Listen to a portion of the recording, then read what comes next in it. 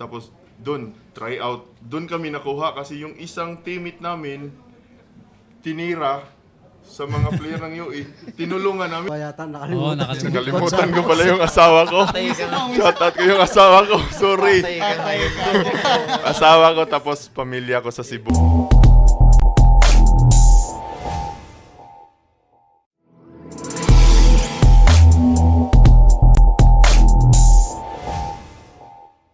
Yung next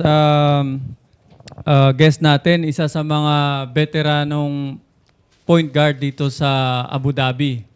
Ito, malakas din to. Malakas ang appeal din ito. So, sige, tawagin mo na, Coach. Ito namang ano natin, played for Tubong Bisaya, Cebu. Okay. From UV Lancers, matindi rin tong isang to. Naglaro sa UE. Yan. So, pagdating naman din sa Abu Dhabi, medyo dinodominate din niya ang mga labas. At yung mga liga natin. Dubai. So, without further ado, welcome na natin si Arnel Armos Mosqueda. The Court General ang tawag dyan. Hindi yan, 6-time champion ng Inter Emirates. UIG. Isa sa pinakamatibay na... Good evening. So, good evening. welcome, Armos. Thank you, boss. Thank you. Oo, Nakalimutan ko pala yung asawa ko. Shoutout ko yung asawa ko. Sorry. Asawa ko tapos pamilya ko sa Cebu. Yung mga tropa ko dyan, yung mga Panalay boys. Hindi pwedeng di balikan yung Kalimutan na lahat, wag lang yung ako. Sorry, asawa. So, si The Court General ang tawag dito kay Armos. Naging player ko to si Armos sa Inter Emirates din. So, Just beep tayo, no? Just Babe, Just Babe. Tsaka yata sa Alexa din. Ano? Alexa. Sa Alexa, oh. So, from Cebu, nag-UE ka din. And then sa ngayon, andito ka sa Abu Dhabi. Similarly kay Coach Nick, paano yung transition mo from player, from player sa Pinas and then sa ngayon is nagko-coach or nagtitrain ka? Yung journey ko naman, boss, nag-start ako sa UV. Tapos, nung kwento kasi niyan, boss, teammate ko kasi si Greg dati. Okay. Teammate ko si Greg. UV. Slaughter. Okay. Pinapirate siya ng Ateneo. Pinapirate siya ng Ateneo. Tapos, yung coach namin si Elmer Cabahog, tinanggal ng UV. Kami, ako, 5 kami player, tinanggal din. So, sumama kami from Manila. So, Okay. binigay kami noon first, Emilio Aguinaldo. Masilan pa ko, sabi ko kay Coach Elmer, Coach, Manila lang naman, pwede mag-request na gusto ko UE. Timing nun, Coach, doon kami sa Cavite. Yung mga PBA legend at mga artista, nag-exhibition game. Tapos yung coach ng UE nun, Jericho Diniera, teammate ni Coach Elmer sa Fairfoods. Noon, naghanap siya ng player. In-endorse kami. Nice. Doon nag-start. Tapos, yun. Nakatira kami sa Paranaque doon. Tapos, biyahe pa kami pa Ricto. Doon Ricto. Lumaban kami, coach. Biyahe kami ng 3 hours. Yung training lang, 9. Gising na kami mga 6. Biyahe. Tapos, doon, try out. Doon kami nakuha kasi yung isang teammate namin, tinira sa mga player ng UE. Tinulungan namin. Sabi ni yung assistant ng UE, UE.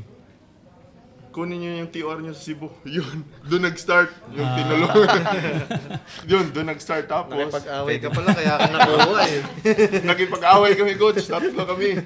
Yung si Calo May history pala ito. Si Napakabait Calo mo dito eh. Hindi, ako tinitira ako yan lagi. Tapos coach, ito na, to make it short, tapos na kami sa UE, doon, umuwi ako ng Cebu.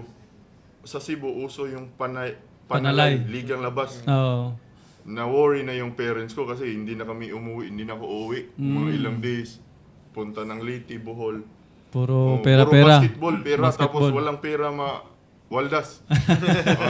Tapos, Mati.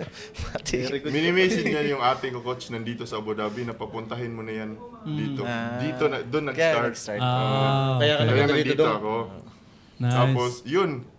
Nag-start yung journey ko as a coach nung nawala kami sa UIG. Di ba, coach? UIG. Oo. Anong challenge? Mga challenges mo ng Isa dito sa pagtayo? inspiration ko si Coach Nick. Nung nag-UIG pa lang ako, kinuha ko nito, boss. Kinuha ko, sabi ko dito, naka-visa pa ko dito, Coach Nick. Di ba? Naalala mo yung coach? Nakabisa. Mahirap. Tapos noon, dito na gumawa na ng UIG Sports, pero hindi kami makapagturo kasi sa kanila yun ni Boss Amar. Tapos yan, nung nagka-problema yung UIG, si Boss Amar nawala, kami lahat tanggal, wala na kaming trabaho. Yun nag-start yung journey ko as a coach. Katuwaan ng coach, nagturo ako ng isang bata dyan sa park. Aha. Nilapitan ako. Katuwaan lang talaga, dyan sa park, nilapitan ako ng isang Somalian. Tapos dinala ko sa Al-Halia, doon na mga other nationality, mga Pilipino, nagturo ka ba? Doon na. Sabi ko, kaya ko pala magturo. Yan. Doon na nag-start yung journey ko as a coach. Yung confident. Kay Armo siguro, question is like, sa ngayon na mga, yung mga bagong, siyempre active pa rin kayo ni Jacob eh. So, sino yung mga tingin mo na, na masisikat pa or umaangat sa larangan ng basketball dito sa UAE, sa mga matataas na liga or kahit sa mga, let's say, Class D, Class C na mga liga dito sa UAE? Para sa akin, boss, ito si Mark Bouvier. Mark Bouvier, Oo, oo. solid yun. Umangat ngayon. Oo. At pala yung mga parents ng mga bata. Ayun. Tapos yung mga workmate ko sa hospital, nanood sila ngayon. Uy, Mga Ayun. UIG workers. hello po. Mga barangay Al-Halia, lalo na si Tio. Mga tagapagmana dyan sa Al-Halia. Andun pa rin ba? Oh, nandyan Andun pa. pa rin, grabe ah. All teams in Abu Dhabi, ha? Shout out. May nakalimutan ka pa, isa pa. Malilimutan mo na naman, Dong.